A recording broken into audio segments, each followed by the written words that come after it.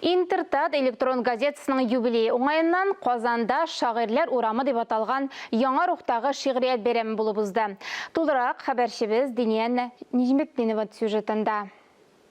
Қойшамыз сатылды қорзанға, уалды, уатылды, таралды.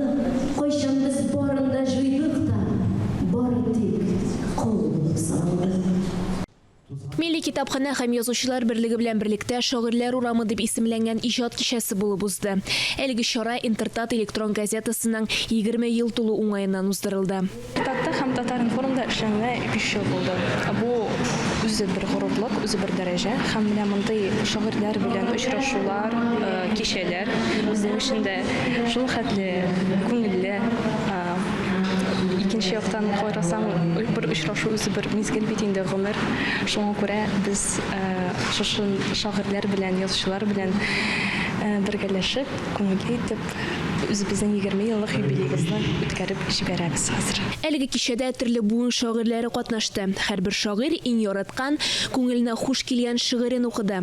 Шагыйрь кеше һәрвакыт күңелен борчыган сорауларга элегрәк, яшьрәк вакытта 20 яшьтә, 18 яшьтә, 25 яшькә кадәр мәхәббәт темасы минем шигъриятта бик күп иде. Соңрак инде ул бит һәр нәрсә турында язу чорлар белән бәйле, кешенең үсеше белән бәйле, кешенең бер этаптан икенче этапка күчүе белән бәйле.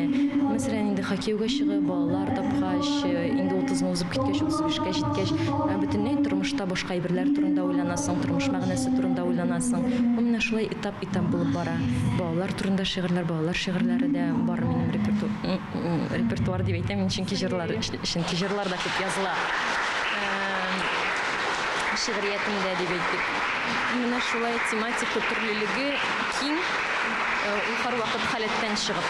Әлбәттә, ул сине борчыган әйберләр, күңелгә тигән әйберләр. Инде кешелек белән бәйле, дөнья белән бәйле, мәсәлән. Шигърият җыенын Йылдыз Миңнуллина алып барды. Катнашучылар арасыннан Равил Файзуллин, Ринат Харис, Миләүшә Гафурова һәм тагын бик күп иҗат сөючеләре катнашты. Гомумән мин менә күбрәк шундый милли темаларны сурәтләргә яратам. Чөнки менә иң беренче чыккан китабым да балык теле дип атала иде. Бу гомумән теге тел белән генә бәйле түгел, безнең милли язмышыбызда, үткәнебездә, тарихыбызда, киләчәгебездә һәм басымнан ныграк шуңа ясыйм. Тамашачылар 2 сәгать дәврендә рухи азык алып, илһамланып, күңел рәхәте тоеп утырдылар. Дина Нәҗмәдинова, Илдар Галиутдинов, Татарстан яңалыклары.